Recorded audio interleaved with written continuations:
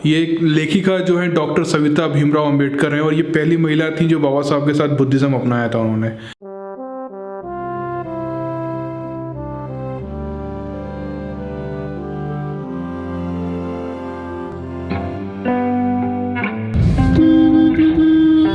अरे साइड हो जा भाई।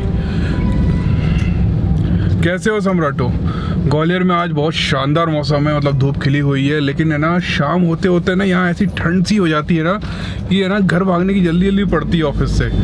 तो उसका इलाज करने के लिए मैंने सोचा है, हालांकि ये ना बहुत लेट हो गया है, मतलब ऑलमोस्ट फरवरी आ गया है। और उसके इलाज के लिए ना हमने सिगड़ी खरीदी थी कोयला वाली, लेकिन समस्या ये है कि कोई बेचारा एक व्यक्ति अगर बैठ के काम कर रहा है ना तो वो क्या आलस दिखा जाता है कि सिगड़ी जलाने में, और फिर ठंड लगती है, फिर वो जल्दी जल्दी भागता है। मैं खुद भाग जाता हूँ कई बार जल्दी, यार ठंड लग रही है। तो एक ना हीटर लेने के लिए आए हैं यहाँ पर, ताकि जो भी हमारे ऑफिस में बैठे काम करे उसको है ना अच्छा फील हो।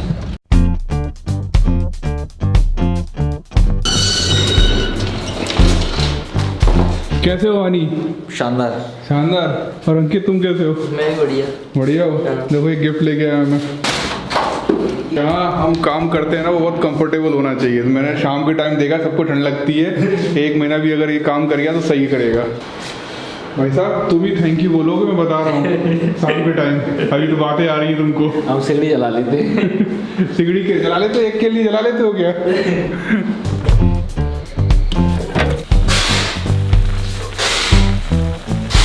ये देखो ये आया करोड़ों साल बाद और एडिटिंग कर रहा है बैठ के, और यहाँ बन रही है हमारी मैगी।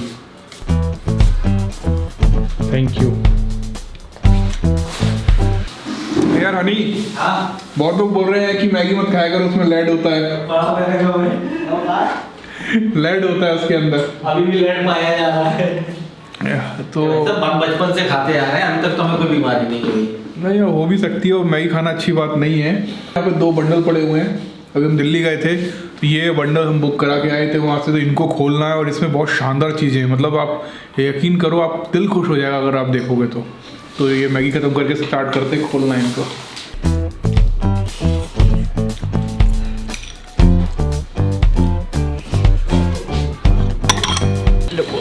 बड़ा भाई टेबल नहीं टूट जाए देखना। तो सब अपने कामों में व्यस्त हैं, तो मैं और अंकित यहाँ पे भी अनबॉक्सिंग कर रहे हैं। इस बार है ना इन्हें अच्छे से खोलना। काम आते हैं बाद में। चलो अच्छे से इस बार। हम हर बार क्या करते हैं कि इनको है ना जैसे कर करके फाड़ के अलग करते हैं, लेकिन क्या है कि अगर आप इनको अच्छे से खोलोगे तो रीयूज हो जाएगी, वरना तिकड़े में जाते हैं। देखो ये चीज़ आ गई फाइनली, जय भीम के शगुन वाले। बहुत शानदार चीज़ है। सनी भैया ये आपका गिफ्ट आज का। जैसे भाई जी ने एंड्रॉइड फ़ोन की बोला है, सबसे उत्तर प्रदेश में सारे यूथ है ना एंड्रॉइड फ़ोन ले लें। देर आए दुरुस्त आए। देर आए दुरुस्त आए। हाँ तो भाई जी मैंने भी ले लिया है। माए जैसा कोई नहीं।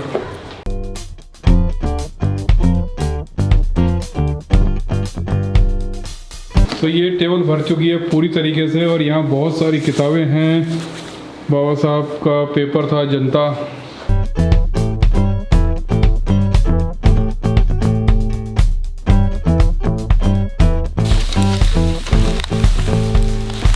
पूरी शाम हो गई हमको ये सब करते करते, और अभी तक है ना आखिरी पैकेट अभी भी बचा हुआ है खोलने के लिए। पता नहीं कब घर जाएंगे आज हम।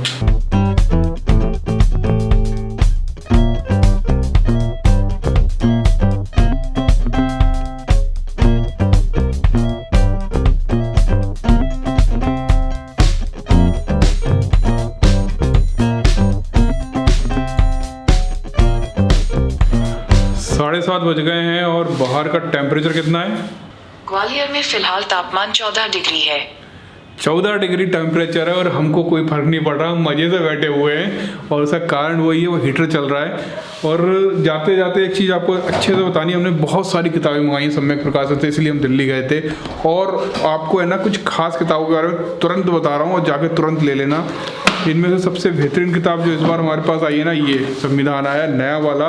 और ये इसकी खासियत क्या है कि ये इंग्लिश हिंदी दोनों में एक साथ छपा हुआ है। यहाँ पर इंग्लिश में और यहाँ पर हिंदी में। इसको बोलते हैं डिजिलॉट एडिशन। डिजिलॉट एडिशन शानदार चीज़ है।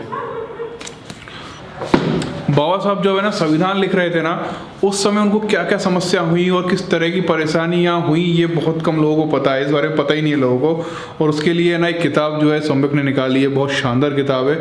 इसमें पूरी उनकी ज़िंदगी के बारे में लिखा हुआ है कि संविधान बनाते बनाते उनको किस तरह की समस्याओं का सामना करना पड़ा और किस तरह से वो संविधान बना पाए। तो ये वो किताब है। और एक और ख़ास बात यह है कि जब बाबा साहब ने बुद्धिज़्म अपनाया था ना, तो उस समय कितने लाखों लोग वहाँ पर आए थे और उन्होंने क्या क्या किया था, उसके लिए किताब यहाँ पर है हमारे पास, धम्म दीक्षा दिवस। और ये किताब किसने लिखी है पता है? यहाँ पर देखिए, यहाँ पे एक व्यक्ति हैं जो बाबा साहब के पैरों पे बैठे हुए हैं। ये उस समय बाबा साहब के साथी थे और उन्होंने इस किताब के बारे में लिखा है। पूरा बिल्कुल ऐसा लग ही नहीं रहा कि ना बिल्कुल भी कभी ठंड का मौसम है। और बाहर 14 बाहर 14 डिग्री टेम्परेचर है यार। और आप लोगों ने इतनी ज़्यादा तारीफ़ की ना इस चीज़ के लिए, हमें बहुत ही ज़्यादा अच्छा लगा, धन्यवाद आपका। और हमको बहुत अच्छी फीलिंग आ रही है ना ऑफिस में आने की। और क्या अलग ही लग रहा है। हम लोग ये बार बार इसी बारे में बात करते हैं, गजब का लग रहा है यार, गजब का लग रहा है यार। और एक चीज़ और बताऊँ, मैं बाबा साहब के ऊपर एक कंट्रोवर्सी हमेशा होती रहती है कि सावित्रा अम्बेडकर जो उनकी दूसरी वाइफ थी, उन्होंने बाबा साहब की हत्या की है। तो आप लोगों ने कभी ये सोचा है कि उनकी नज़रों से किस तरह बाबा साहब की वो सेवा करती थी और उस समय क्या क्या होता था? तो उन्होंने एक किताब लिखी थी। ये एक लेखिका जो है डॉक्टर सविता भीमराव अंबेडकर हैं और ये पहली महिला थी जो बाबा साहब के साथ बुद्धिज़्म अपनाया था उन्होंने। तो मुझे लगता है उनकी राय भी जानना बहुत ज़रूरी है, तो इसको ज़रूर पढ़ना अगर आपको ऐसा लगता है कि बाबा साहब की हत्या उन्होंने की थी। और दूसरा, जिनके ऊपर वो इल्ज़ाम लगाती थी, नानक चंद रत्तू, उनकी भी किताब हमारे पास है, इसको भी पढ़ना।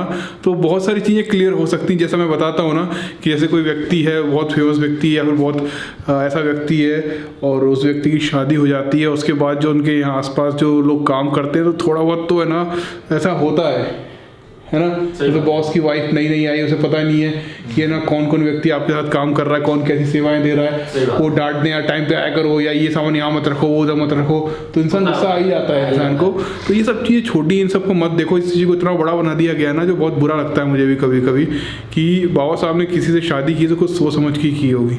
तो भैया आज बहुत ज़्यादा टाइम हो गया है और जल्दी से जाके किताबें खरीदें, ऐसा ना हो ख़त्म हो जाए। तो आज के लिए इतना ही। Keep supporting. Keep supporting.